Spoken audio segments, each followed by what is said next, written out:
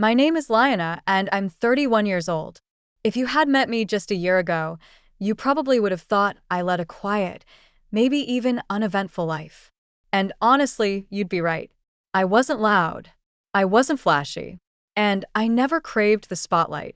What I longed for, what I had always longed for, was something simpler: peace, stability, and a place where I truly belonged.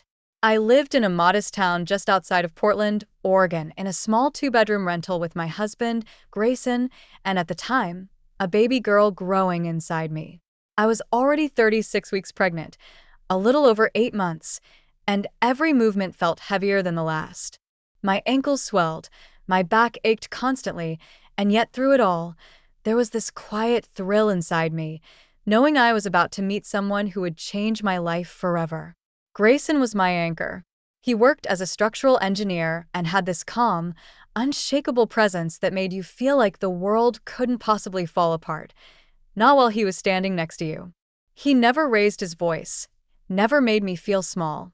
He believed in me on the days I couldn't even lift my own head. People called us boring, quiet, even too settled. But what we had was rare: safety.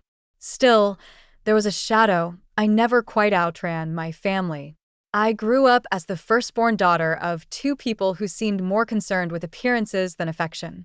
My father, Alan, was a respected accountant who valued logic, control, and above all, silence.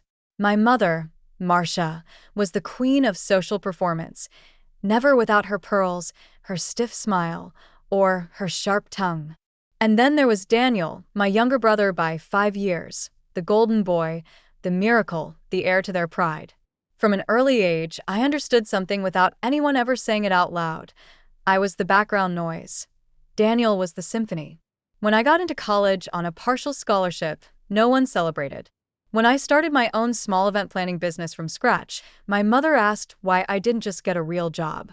When I told them I was pregnant, Grayson and I had just found out, I remember my mother pausing mid-sip of her wine and saying, "Are you sure that's a good idea right now? You can barely take care of yourself." I smiled through it. That's what I always did. I got good at pretending. Pretending I didn't hear the comments. Pretending it didn't hurt when Daniel was praised for simply showing up while I had to shatter myself to be noticed. Pretending I didn't want more from them. But the truth is, I did. And maybe that's why I agreed to go to Daniel's wedding when the invitation arrived, sealed in gold foil and elegance. It arrived like a message from a world I no longer belonged to, a world that had never truly welcomed me to begin with. I remember standing in the kitchen, tracing the edge of the invitation with my thumb, thinking, maybe this time will be different. Maybe they'll look at me and see something more than an obligation. Maybe they'll see a woman who built her life with her own hands, who was about to become a mother, who deserved a seat at their table, not just a folded card in the mail. Grayson walked in, noticed the envelope, and placed a gentle hand on my back. "Do you want to go?" he asked, his voice calm, never pressing. I didn't answer right away. A part of me wanted to toss the invitation in the trash, walk away from it all, start clean. But another part, the daughter who still remembered birthdays with empty chairs, the teenager who overheard her parents call her the quiet mistake, that part whispered, "Just one more try." "I think I need to," I said. "Finally. But if anything feels wrong, we leave. No explanations." Grayson nodded. "Deal." I didn't know then that the next time I'd see my parents and brother, I'd be bleeding on a marble floor, 8 months pregnant, hearing my child's heartbeat race beneath broken ribs and shattered trust. But I suppose that's how betrayal works. You don't always see the blade coming, especially when it's held by someone who once kissed your forehead goodnight. 2 weeks before the wedding, the official invitation arrived just like I expected. It came in a thick cream envelope sealed with a monogrammed wax stamp and tied with a satin ribbon in deep navy blue, Daniel's favorite color. Everything about it screamed status, prestige, perfection. The front of the card read, "You are cordially invited to the wedding of Daniel Carter and Rachel Moore. Saturday, Evergreen Estate, 3 p.m. sharp. Formal attire requested." It felt less like an invitation and more like a performance notice. "Here's your role now. Show up and stay quiet. Still, I held it in my hands longer than I meant to. Grayson found me in the living room just staring at the card. You okay? I looked up and forced a smile. Fancy, right? I guess perfection costs about $6 a card these days. He sat beside me. Lina, we don't have to go. But I shook my head. I need to, just to know that I didn't walk away without giving them one last chance. He didn't argue. He just said, then we go. But you say the word, and we're out of there. I won't let them chip away at you again. On the morning of the wedding, I took my time getting ready. I wore a deep emerald maternity dress, classy, modest, and one of the few things I owned that still made me feel beautiful. My hair was soft and curled at the ends. I wore the necklace Grayson had given me on our second anniversary, a small pendant shaped like a leaf. Life, growth, quiet resilience. I was 36 weeks pregnant that day. Not exactly light on my feet, but still moving with purpose. Our baby girl, yes, we already knew it was a girl, had been active that morning, stretching and nudging against my ribs as if she knew something important was coming. The venue, Evergreen Estate, was about 30 minutes away. A sprawling mansion turned event hall, surrounded by manicured lawns, marble fountains, and floral arches that reached toward the sky like wedding day prayers. The moment we arrived, that familiar tightness crept into my chest. Luxury cars lined the circular driveway, Mercedes, one Rolls-Royce that probably belonged to Rachel's family. The front entrance sparkled with crystal string lights, even in daylight. Inside, the air smelled like white roses and money. A young woman with a clipboard greeted us. Not family, not even a familiar friend. Name? She asked without looking up. Lina Carter. Grayson Carter. She flipped a page, handed us a small envelope, and said, Table 27. Through the hall, left to the kitchen. Kitchen? We followed the signs. The hallway narrowed. Eventually, we reached our reserved table, tucked away behind a half wall, far from the grand windows and gold-draped center stage. It felt like we'd been placed in storage. The tablecloth had a noticeable stain near the edge. The centerpiece was a single plastic-looking orchid. The silverware didn't match. It wasn't even close to the shimmering tables outside the main ballroom, where the rest of the guests were already sipping champagne. Grayson said nothing, but I felt the tension in his hand as he pulled out my chair. I squeezed his fingers and whispered, It's okay. I expected this. He leaned in, kissed my temple, and murmured, Doesn't mean it's okay. I smiled faintly, trying not to cry. As I looked around, I spotted my mother, Marcia, near the stage. She was dressed in ivory silk with diamond earrings that caught the light every time she turned her head. My father, Alan, stood beside her like a stone statue. And then at the center of it all was Daniel, his tux pressed, his smile wide, basking in the kind of admiration I had never known from them. He didn't look at me. He didn't even acknowledge that I existed. The chatter around us grew louder as guests took their seats. Camera flashes lit the room. Bridesmaids in dusty blue moved like swans across the polished floor. The music swelled. And yet, there I was, tucked behind a wall, 8 months pregnant, hidden like a stain. But I was here, and I wasn't leaving quietly. The ceremony was set to begin in less than 15 minutes, and I still hadn't been acknowledged. Not a nod, not a glance, not even a fake smile. I wasn't expecting a red carpet, but being treated like a stranger at my own brother's wedding, that stung in a way I hadn't prepared for. Grayson offered to bring me some water, and I nodded. The baby had shifted lower, pressing on my back, making it harder to sit comfortably. I'll be right back, he said softly. Don't move too much.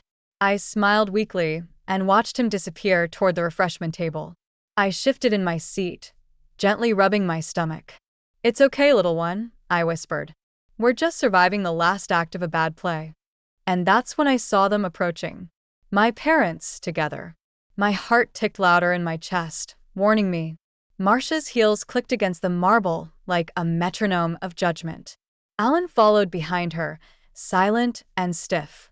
Marcia's lips were already pursed when she reached our table. You look tired, she said, eyeing my dress with clear disapproval. You couldn't find anything more elegant? I blinked. I'm 8 months pregnant, Mom. This is what fits. Alan's eyes briefly scanned me, then landed somewhere over my shoulder. It's Daniel's big day, he muttered. We all make sacrifices. My heart froze, and then came the bomb. We need your help, Marcia said crisply, as if discussing the weather. Some last-minute adjustments to the floral arrangements and catering costs have gone over budget. It would mean a lot if you could contribute. I stared at her. Contribute. Alan stepped in. 10,000 should cover it. 10,000. My mouth fell open. You're asking me for $10,000 today, right now? It's your brother's wedding, Marcia snapped. We've already paid for the venue. The least you can do is help make it memorable. I wasn't even told, I said, my voice rising slightly. No one mentioned any of this before. Alan's expression hardened. It's always something with you, Lyanna. You're being selfish. Marcia added, it's not even about the money. It's about showing support. I shook my head in disbelief. Support? You've ignored me since I got here. You've ignored me my whole life. Marcia's eyes narrowed. Careful how you speak to us. I'm not giving you $10,000, I said firmly. Not today. Not ever. That did it.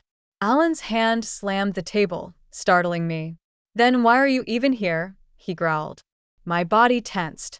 I instinctively moved a hand to my belly. The baby gave a strong kick, as if responding to the hostility. Because I thought maybe, just maybe, you'd treat me like your daughter, I whispered. Marcia scoffed. You've embarrassed us enough already, showing up bloated and overly dramatic. I'm not bloated, I hissed. I'm carrying a child. The conversation had drawn attention from nearby tables. People were starting to glance over, sensing tension. And just then Daniel approached. Perfect tuxedo, flawless smile, until he opened his mouth. What's the issue? He asked, already annoyed. Can't you just do one thing right for once? My throat went dry. Excuse me? You always make everything about you, he snapped. If you can't contribute anything useful, maybe just leave. Grayson wasn't back yet. I was standing alone, pregnant and cornered by the very people who should have shielded me. Daniel leaned in closer. Don't ruin this day like you ruined everything else. And with that, he brushed my shoulder, not gently. A deliberate shove masked as a touch. I stumbled slightly but caught myself on the back of a chair. Alan stepped forward. Let her go. She made her decision. Marcia's eyes flicked between them both. Then she turned and walked away. But I had seen what I needed to see. They didn't just want me hidden. They wanted me gone. My baby kicked again, harder this time. And I knew deep down this day wasn't over. Not even close. I stood there for a moment after they walked off, my parents and brother leaving me shaken, breathless, and strangely numb. The kind of numb that doesn't mean peace, but something colder, something more dangerous. All I had done was show up dressed respectfully, pregnant, polite, and somehow even that was too much for them. My presence alone was a threat to their carefully crafted illusion. Grayson returned moments later, holding a glass of water and a small plate of fruit. The moment he saw my face, his smile dropped. Lyanna, what happened? I shook my head and forced the corners of my lips upward. Nothing. Just my usual welcome. He wasn't buying it, but he didn't press. He helped me sit down, gently brushing a strand of hair from my face. Stay here, he said. I'm going to take this call real quick before the ceremony starts. I'll be right outside. Just wave if you need me. I nodded. He kissed my temple and stepped away. That's when I felt the vibration of the floor, heels fast, sharp, and angry. Marcia. She came toward me like a storm, clutching her designer clutch in one hand, her eyes sharp enough to slice glass. I don't care what you think you're entitled to, she hissed, but you're not going to humiliate us in front of 200 people. I didn't say anything to anyone, I replied, staying calm. You said no to us, she snapped. And now everyone's whispering. I looked around. No one was whispering. No one was even paying attention. That didn't matter to her. She was spiraling not because of me, but because she couldn't control me anymore. You've always been like this, she continued, ungrateful. Always acting like a victim. I'm not acting, I said, my voice steady. And I'm not giving you $10,000. Marcia's jaw tightened. It's just money. What's more important than your family's reputation? My daughter, I said quietly, placing a hand on my belly. She's more important. Marcia's face twisted in rage. If you really cared about your daughter, you'd teach her loyalty. Sacrifice. I stood slowly, trying to end the conversation before it got worse. I'm done, Mom. But then, before I could even take a step away, Daniel appeared again, loud, smug, and dripping with contempt. What's wrong now? He mocked, still pretending I mattered. Daniel, walk away, I said. Please. But he didn't. He stepped in closer, poked a finger toward my stomach, and said, You've been milking that bump for attention since the second you got pregnant. No one cares. And then he shoved me harder this time. I stumbled backward, crashing into the edge of the refreshment table. The jolt went straight up my spine. Before I could even catch my breath caught, Alan was there too. This is not the place for drama, he barked. You people are insane, I whispered. I'm done. I turned to walk away, one hand on my side, the other on the table edge for balance. And that's when it happened. In a flash of motion, Marka grabbed the tall decorative lamp from a side table nearby, the one made of glass and brass, heavy and glistening under the chandelier light. Before I could even turn around, she raised it over her head and slammed it down onto my skull. Crack. The sound rang out like a gunshot. Pain exploded across my forehead. The room spun. My knees buckled. Gasps erupted around me. A tray dropped. Someone screamed. Then my body collapsed right onto the marble floor. My belly struck the sharp corner of the nearby buffet table on the way down. I felt it instantly. Warm liquid surged between my legs. My water broke. I couldn't breathe. I was on the floor, blood on my temple, my dress soaked, my baby. Everything blurred. I heard voices, screams, phones being pulled out, chairs scraping. And then I heard Daniel's voice shouting like a child denied a toy. She's just trying to ruin everything. This is my day. I barely registered his words, but I saw the face of my mother kneeling next to me, not to help, but to hiss. Get up. You're making a scene. You always do this. Blood was dripping from my temple. And still, she cared only about appearances. Then a voice tore through the noise. A voice I needed like air. Lyanna. It was Grayson, pushing through the crowd, face contorted in horror, eyes fixed on me as if seeing his world shatter. He dropped to his knees beside me. Who did this to you? He whispered, his hands trembling as he held my face. I tried to speak, but only a sob came out. He looked up and roared.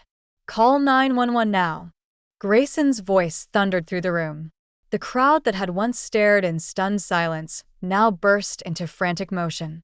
People scrambled for their phones. Chairs clattered. Distant gasps turned into cries.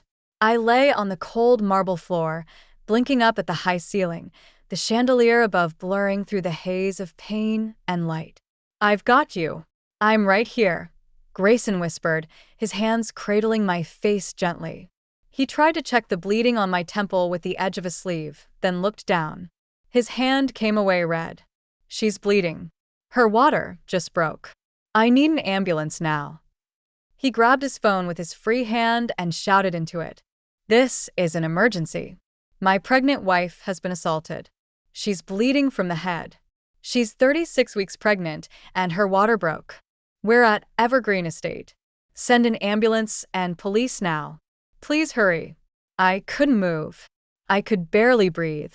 All I could feel was the warm puddle beneath me and the pounding in my skull. She's not moving, someone said behind us. She's going into labor. Look at her stomach. Another voice murmured. Grayson's hand gripped mine tight.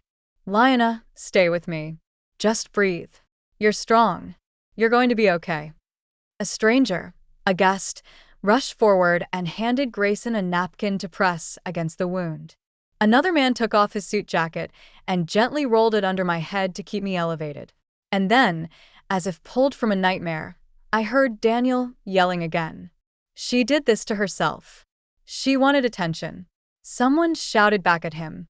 "We saw you push her. Your mom hit her." Grayson's body tensed. His eyes locked on Daniel, then on my father, Alan, who stood near the corner with his hands half raised like he'd just now realized what had happened. Then came the sound we were waiting for. Sirens. Louder. Closer.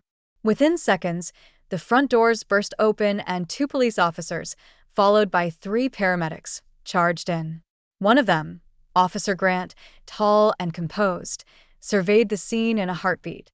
His eyes landed on me, bleeding and pregnant on the floor, and his expression darkened. "Who did this to her?" he asked sharply. Hands pointed toward Marcia, Alan, and Daniel. "She hit her with that lamp," a guest said. "She was already pushed." Her father and brother were shouting at her. "We have video. Lots of it." Officer Grant turned toward my mother. "Ma'am, you're being detained for physical assault, endangerment of a pregnant woman, and public violence." Marcia opened her mouth to protest, but he was already turning toward Alan. "And you, sir, are under arrest for aiding in the assault and for complicity in a violent act." "What?" "I didn't hit her," Alan said, but his voice cracked under pressure. "You pushed her," someone said behind him. "We saw you. The footage shows it." Then Officer Grant turned toward Daniel. "We have witness reports and phone footage identifying you as physically involved and verbally abusive toward the victim. You're coming with us." Daniel shrieked like a child. "You can't do this. It's my wedding." "You ruined it yourself," someone muttered.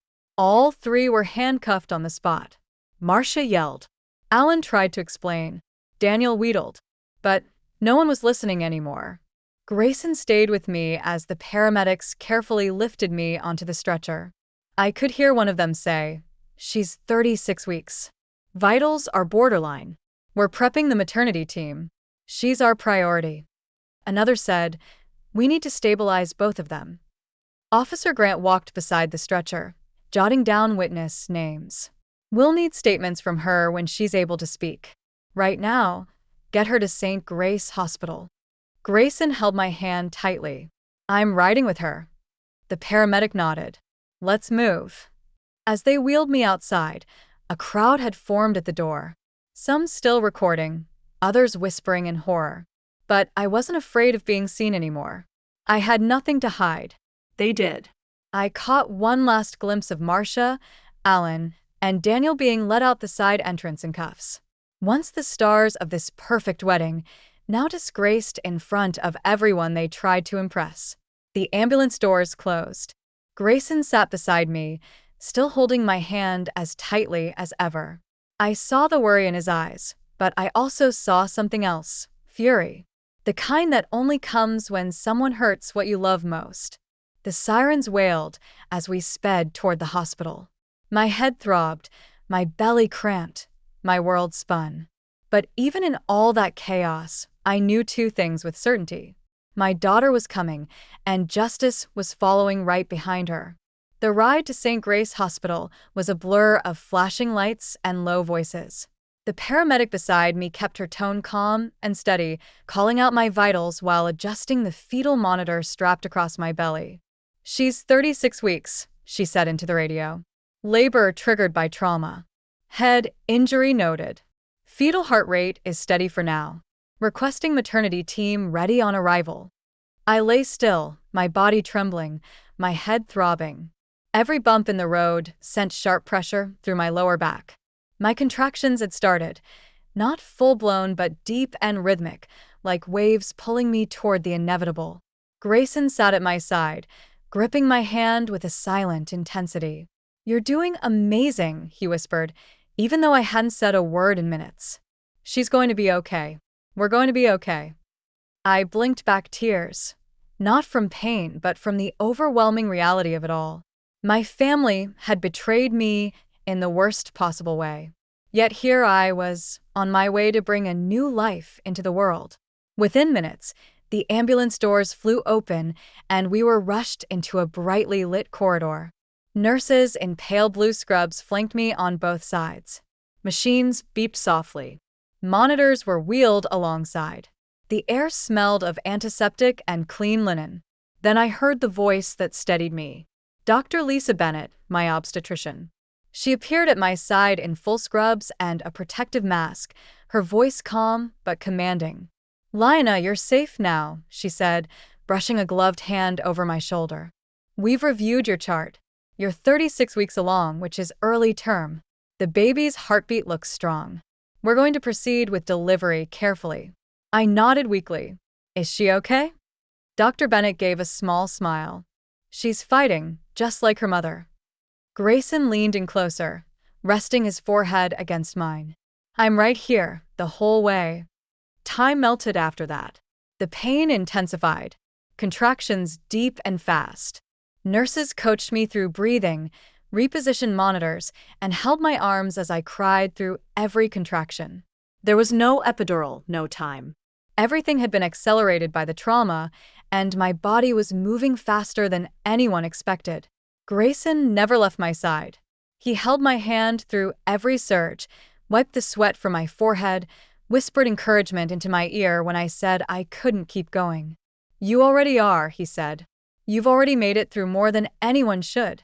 I don't know how long it took. Time had no shape anymore. But eventually, I heard Dr. Bennett's voice. "She's crowning. Just a few more pushes. Lina, you've got this." The pressure grew unbearable. My entire body trembled with exhaustion. But then, through the blur of pain and adrenaline, I heard it. A cry. A loud, full-bellied, beautiful scream. The sound of life. My daughter. She was born at exactly 2:17 a.m., weighing just under 6 pounds. Pink cheeks, tiny fists, a head full of dark, damp curls. Dr. Bennett gently laid her on my chest, and I sobbed out of relief, love, release. My arms wrapped around her as if instinct alone had summoned them forward. "Hi, sweetheart," I whispered, my voice breaking. "Welcome to the world." Grayson leaned in and kissed her forehead, then mine. His face was soaked with tears. "She's perfect," he whispered. "You both are." We named her Hope, because that's what she was. We stayed in the hospital for 4 more days. Doctors monitored my concussion, checked for internal bleeding, made sure the delivery hadn't caused complications. The staff was kind, respectful. No one judged me. No one whispered. The nurses called me Mama and brought me warm blankets and smiles. Grayson never left. He slept in a recliner beside my bed. Hope curled against his chest every night. And in those quiet hours between feedings and healing, I realized something. My family may have broken me, but they didn't bury me. I was still here. And I had someone new to fight for now. Someone who deserved every ounce of love I was never given. The day I was discharged, they wheeled me out gently. Hope sleeping soundly in her carrier. Grayson walked beside us, one hand on my shoulder. As we stepped outside into the soft morning light, I turned to him and said, "It's time to get justice." Grayson nodded without hesitation. "Then let's go see the lawyer." 2 days after being discharged from the hospital, I walked into the downtown law office of Mark Wilson, a sharp, no-nonsense attorney who came highly recommended by Grayson's cousin. Hope was tucked safely into her baby carrier, fast asleep, unaware of the storm that had brought her into the world. Mark didn't waste time with small talk. "I've seen the footage," Mark said, sliding a laptop across the table. Multiple guests had sent it anonymously. Your mother striking you with a lamp. Your brother pushing you. Your father stepping in with aggression. It's not just disturbing, it's open and shut. Grayson's jaw tightened beside me. I just nodded, silent and focused. I didn't want sympathy. I wanted accountability. "We're filing for full criminal charges," Mark continued. "Assault with a deadly object, endangerment of an unborn child, complicity, verbal abuse, and public violence. On top of that, you have every right to file for civil damages." "I don't care about money," I said. "I want them held responsible. All 3 of them." Mark nodded, scribbling notes. "You'll have it, but prepare for pushback. They'll cry. They'll twist the story. They'll claim stress, misunderstanding, and family tension." I looked him straight in the eyes. Then I'll show up to court with my daughter in my arms and bloodstains still visible on my medical report. Let them try. And that's exactly what we did. The courtroom was filled with tension on the first day of the hearing. My parents and Daniel sat on the defense side, each dressed in muted tones that screamed, "We're the real victims here." Marcia even wore a pearl necklace, as if class could wash away cruelty. Their lawyer tried to paint it as a family misunderstanding, a heated moment during an emotional event. She was hormonal, unstable. The wedding was stressful for everyone, he argued. But every word fell flat against the video footage, emergency room records, and statements from more than a dozen guests, many of whom stood up in court to say, "Yes, we saw it." She was attacked. She begged them to stop. Daniel, true to form, tried to frame himself as the overlooked son suddenly burdened by expectation. "I didn't push her," he claimed. "I just tried to guide her away." The video showed otherwise. Alan said he was trying to de-escalate the argument. The footage captured him shouting at me, fists clenched, while I stood cradling my belly. And then there was Marcia, cold, composed, and completely unrepentant. "She always exaggerated things," she said on the stand. "She's manipulative." That lamp barely touched her. That lamp required 6 stitches to my head. When it was my turn to speak, I stood steady and clear. I told them what it felt like to be treated like a burden for decades. To be cast aside while my brother was handed everything. To sit in that wedding hall, 8 months pregnant, and be called selfish for not handing over $10,000. And then I told them what it felt like to fall, to bleed, to feel my child lurch inside me as I lay on the floor while my own mother hissed at me not to embarrass her. I didn't cry. I didn't yell. I just told the truth. And the courtroom listened. The final verdict came on a cold Thursday afternoon. The judge's voice was calm, but his words carried the weight of justice I had waited my entire life to hear. "Marcia Carter, Alan Carter, and Daniel Carter, this court finds you all guilty on charges of aggravated assault, endangerment of an unborn child, and public battery. Based on the severity of these actions and the overwhelming evidence presented, the court hereby sentences Marcia to 7 years in state prison with no option for early parole, Alan to 5 years for complicity and threatening behavior, and Daniel to 4 years for verbal incitement, physical aggression, and perjury." The courtroom was silent. Hope was asleep in my arms. Grayson gripped my hand so tight, I felt his breath shake. We didn't cheer. We didn't cry. We just breathed, for the first time, fully and freely. 1 year, 12 months since I lay on a marble floor with blood in my hair and betrayal in my bones. 365 days since my daughter took her first breath in a world I had to fight to make safe for her. Her name is Hope, and she's the reason I survived. Grayson and I moved into his late parents' home a month after the trial ended. It's a 2-story cottage with creaky floorboards, wide windows that let in the morning sun, and a wraparound porch where I often sit and hold Hope close just watching the wind rustle through the trees. It isn't grand. It isn't perfect, but it's ours. And more than that, it's safe. The day we moved in, I walked into the smallest room upstairs, the one with peeling wallpaper and a crooked light switch, and whispered, "This will be your room, Hope." Now the walls are soft pink. The ceiling is covered in glowing stars. And a mural of sunflowers stretches above her crib, hand-painted by me stroke by stroke during her afternoon naps. Grayson went back to work with a more flexible schedule. I picked up my event planning business again, slowly this time. No pressure, just enough to remind myself I was still capable of creating beauty, but now for people who truly valued it. We joined a new church. One where no one whispered behind my back or judged me for how I dressed or what I survived. A place where people came up to me not with pity, but with admiration. "You're the woman from that case, right?" someone asked one Sunday after service. "Yes," I said softly. "Well, you're braver than I'll ever be." I didn't know how to respond to that, so I just smiled and held Hope a little tighter. But the most powerful validation hasn't come from strangers. It comes from the way Grayson looks at me each night, quietly proud.